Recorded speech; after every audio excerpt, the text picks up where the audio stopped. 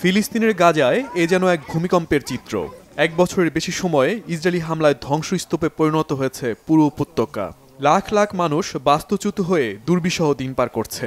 শীত আর বৃষ্টিতে সেই পরিস্থিতি আরও ভয়াবহ। তীব্র শীতে শিশুদের মৃত্যুর হার সবচেয়ে বেশি।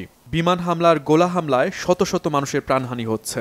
মানুষ নিরাপদ আশ্রয়ের খোঁজে এক স্থান থেকে অন্য স্থানে ঘুরে বেড়াচ্ছে, তবু মৃত্যু পিছু ছাড়ছে না।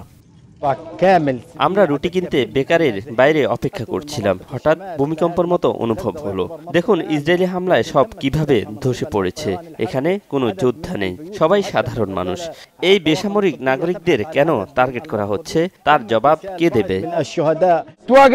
নিরাপদ ভেবে অনেক বাস্তুচ্যুত মানুষ উত্তর গাজা থেকে এখানে এসেছে, কিন্তু ইসরায়েলি বাহিনী এখানেও বিমান হামলা চালিয়েছে। হতাহতদের হাসপাতালে নিয়ে যাওয়া হয়েছে, অনেকে নিখোঁজ থাকায় উদ্ধারকর্মীরা তল্লাশি অব্যাহত রেখেছে। শনিবার ৩০টি পৃথক হামলায় গাজায় ৭০-এর বেশি ফিলিস্তিনিকে হত্যা করেছে ইসরায়েলি বাহিনী। এর মধ্যে একই পরিবারের ১১ জন রয়েছে। এই নিহতদের মধ্যে ৭ জনই শিশু। দক্ষিণ গাজার খান ইউনিসে ইসরায়েলের হামলায় নিহত হয়েছে মানবিক সহায়তা বহরের ৫ নিরাপত্তা কর্মকর্তা।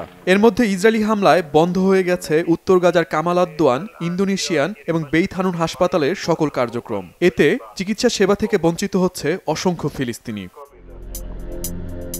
ইসরায়েলের সঙ্গে যুদ্ধবিরতিতে সম্মত হতে ফিলিস্তিনের স্বাধীনতাকামী সংগঠন হামাসকে চাপ দিচ্ছে বাইডেন প্রশাসন। নতুন এই চুক্তিতে সম্মত হলে হামাসকে জিম্মিদের মুক্তি দিতে হবে। হোয়াইট হাউস চায় দ্রুত হামাস চুক্তিটিতে সই করুক। শুক্রবার হোয়াইট হাউসের নিরাপত্তা মুখপাত্র জন কির্বি সাংবাদিকদের এসব কথা বলেন। এদিকে ইসরায়েলের কাছে $৮০০ কোটি অস্ত্র বিক্রির পরিকল্পনাও চূড়ান্ত করেছে যুক্তরাষ্ট্র।